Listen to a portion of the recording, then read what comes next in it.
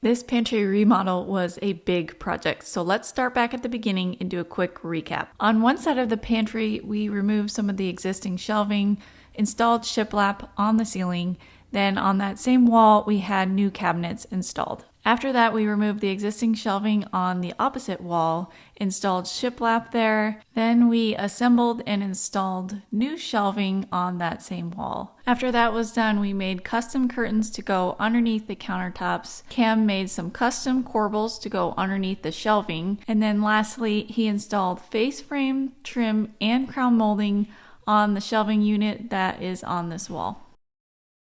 I'm almost done taping and masking here. I'm doing a complete job of it because we're using the sprayer. Everything we don't want painted on needs to be completely covered and sealed off. So after that's done, I'll take off the door hardware, get the doors ready, and then spray. First one.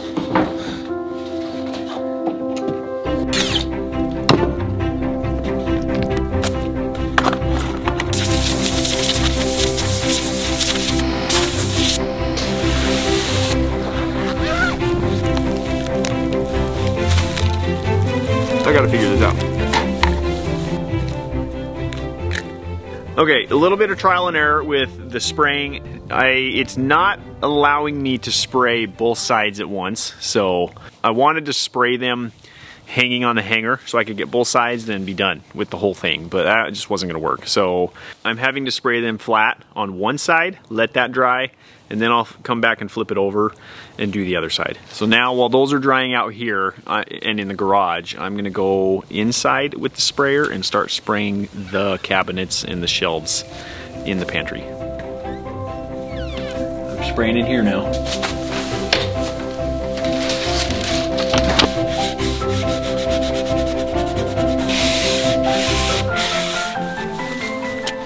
I have to get this done today. We've got some other deadlines and my folks are coming in town, so are Becky's, and we have to get this done today. Oh, that's cute. Since I'm doing the color and I need to get this right, I'm gonna start with the shelves that go inside the cabinets because those are less visible, and once I make sure the sprayer is working correctly and spraying evenly and I kind of perfect the technique on there, then I'll do the cabinet doors last, and then I'll move to the inside.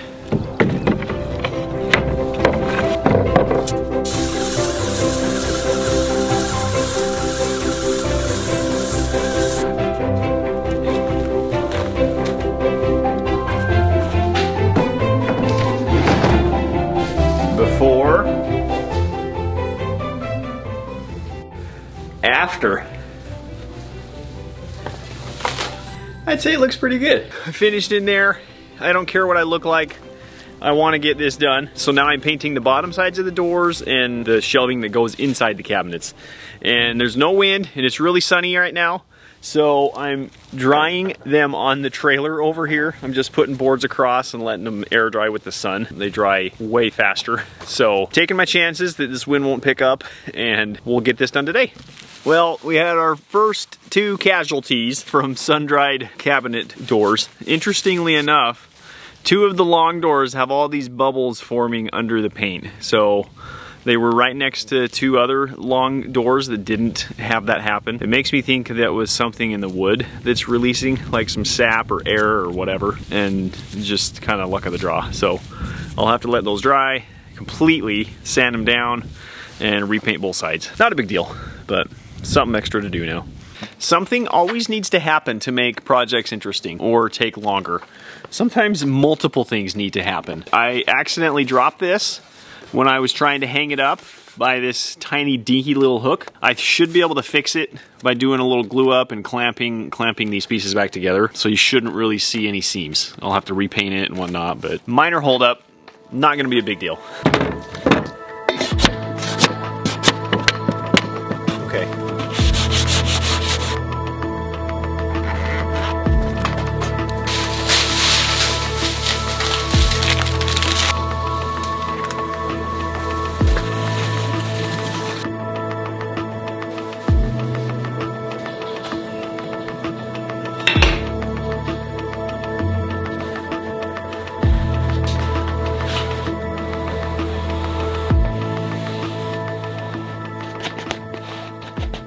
I forget how long this takes to just tweak and get everything right. The guys that built this, they are gonna come back and do that, but just to get them on, like I need to at least do, say, 50% of the adjustment, and then they'll come and do the fine tuning. This is gonna take a little bit. We're painting the shiplap on the ceiling white, and we're doing that by hand, so I'm going to go through and edge around all of the cabinets because the paint on the cabinets is so fresh that we don't want to tape and peel any of that paint off. So I'm just going to use a little brush and go around this whole room. We had planned for this pantry remodel to take us 2 weeks, and here we are on week 4. Thankfully, we're at the home stretch. We are wrapping up this week for sure. So when we started this project, I was just 2 weeks postpartum, so Cam has done most of the work, and I have been in the background taking care of all of our other responsibilities. So we end each day very fulfilled, but also exhausted. And it's really important for us to be able to get a good night of sleep. That is why I'm really excited to be partnering with Birch Living for this month of March, because it's Sleep Awareness Month. And if you have a really good mattress, you are able to get your best night of sleep. Birch Living mattresses are unique because they are made with organic cotton, organic wool, and 100% natural latex. Unlike synthetic mattresses, the wool in these mattresses makes it hypoallergenic, so it's both allergen and mildew resistant. Cam and I have been sleeping on the Birch Luxe mattress for over 2 years now, and the Birch Luxe mattress, that is their premium upgrade from their original well-loved mattress. We absolutely love our mattress, and especially during a time like this when we lay down to bed so tired. I am up several times in the night with the baby, so it's really important when I lay back down to be able to fall asleep almost instantly. And I am able to do that, and I attribute a lot of that to this mattress that we have. With your Birch mattress, you get a 100-night sleep trial, so you get more than 3 months to make sure you love it. And the best part about all this is that Birch delivers the mattress right to your door for free within the US. I definitely recommend Birch Living, and if you're in the market for a new mattress, head over to birchliving.com/seasonal homestead to get started on improving your sleep and get 25% off your Birch mattress. We just finished installing the new light fixtures. However, after looking at them in this space, they may be a little bit too large, and I'm not quite sure about it.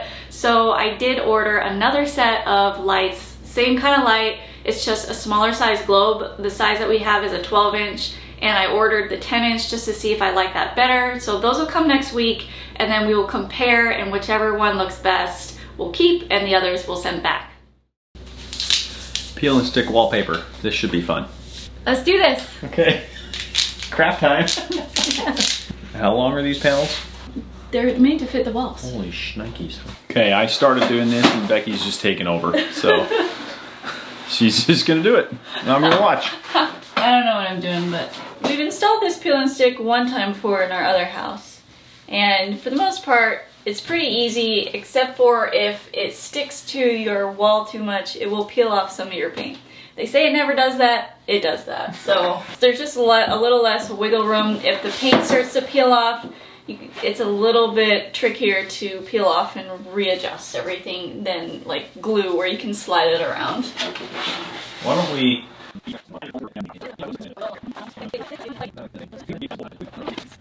Peel off like the top like 3 inches. Yeah.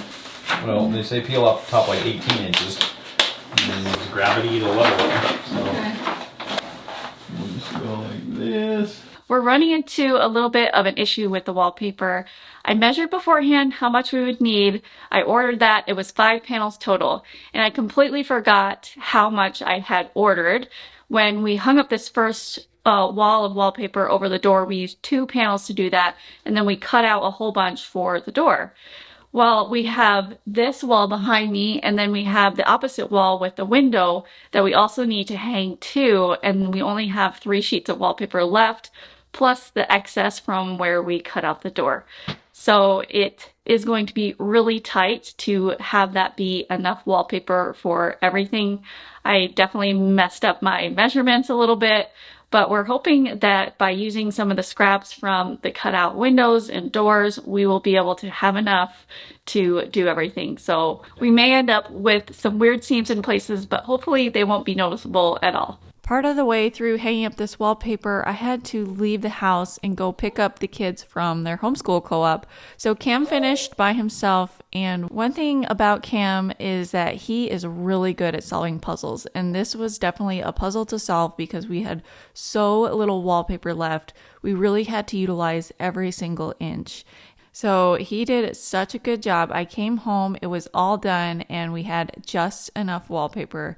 There was one small mistake on that wall where the door is. He didn't use a laser level, and so some of the wallpaper is slightly crooked. Cam said he didn't notice it at all, but I think because I'm an artist, I see a lot of stuff like that, and so it would just bother me forever. So we had to order a new sheet of wallpaper, and then once it gets here, we will replace that area above the door and down the side, and then after that, we should be good to go. We are so close to being done with this pantry remodel. We have just a few more little pieces to do before it comes together.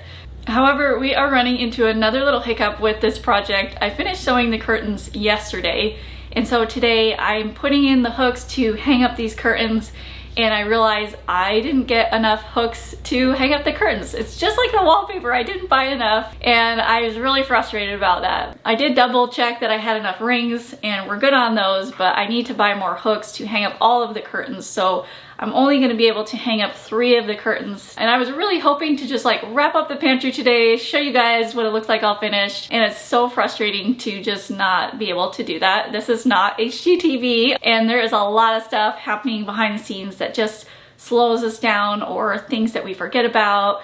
It's just real life over here. So in the meantime, we're gonna pivot a little bit, and I am gonna start putting our pantry items back on the shelves. It is driving us crazy not having easy access to our pantry items. They're all in boxes and buckets over in our dining room, and it's really hard to see things and be able to get what we need. So we're really excited to start putting things back. And the other thing that we are waiting on at this point is our cabinet guys. They need to come back and adjust our cabinets, and they're also bringing the hardware so that we can hang up the shelves. They are adjustable shelves, and they take those little pins that go in the holes, and they didn't leave us any of those. Hopefully by tomorrow I'll be able to get the last curtain up, and I'll just show you the pantry reveal as it is. It could be another week or 2 until we get all of the tiny little details finished, but I'll just show you what we got for right now, and we'll call it good.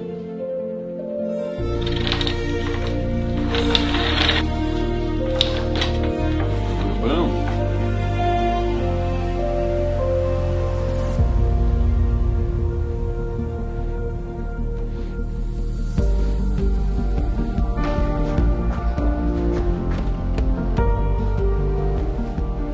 The pantry is officially done for now.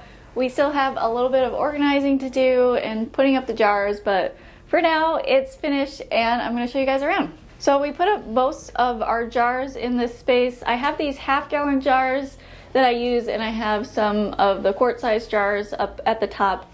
I really like using the half-gallon jars because they're easy to buy again, and they're really uniform, as you can see. I also like to use glass with, this is my favorite lid, these ball leak-proof plastic lids for this, because they are airtight. They keep out like bugs, pantry moths. It also keeps the food a lot fresher because it's a nice tight seal. And I'm referring specifically to like comparing this glass setup to like a plastic container with a lid. We used to have those, and we had all kinds of problems with them. And of course the glass doesn't leach anything into your food either, so we really like these a lot. We just put back all of the jars that we have. We have a lot of empty space on this other end. Like I said, I have not really finished organizing the space yet, and I still have some things I want to do up at the top. We put one basket up there just to see if it fit, and If we put more stuff up there, I'll make labels for it so we know what is where and we're not searching all day long. I'm gonna have Cam make some boxes for our sweet potatoes and our winter squash and any other stuff that we store out here at room temperature. He's gonna make some boxes for those. They probably will go up on the shelf, but they could go down here too. I haven't decided yet. Down here on this shelf, you can see the corbels turned out really nice. Cam trimmed this all out down here with a little trim piece. He made this walnut countertop a couple of years ago and it looks really good still. It has some nice patina now though. The curtains turned out really good. I'm glad it covers everything up, and they're also really easy to slide from side to side, which was the problem that we had before with our other curtains, is they didn't slide very easy. So I really like having these rings. Cam used something to coat this top here because it just was the raw wood before when they brought the cabinets. It's called Rubio Monocoat, and it's not shiny, which I love, and it gives it a good finish. And then we have lots of storage in here. We put some of our appliances in this cabinet. You can see I haven't even filled all of this up yet. And so we have the matching cabinet over on this other side and the wallpaper. I really like how the wallpaper gives a nice finished feel to the room too. I'm happy with how the pantry turned out. This is definitely my dream pantry. We pretty much finished it last night, and I caught her probably a dozen times just coming over here like staring at this pantry room. So she's really in love with it. I was very excited about it. So we're happy it's done. It was long, but we love it. It's really cool.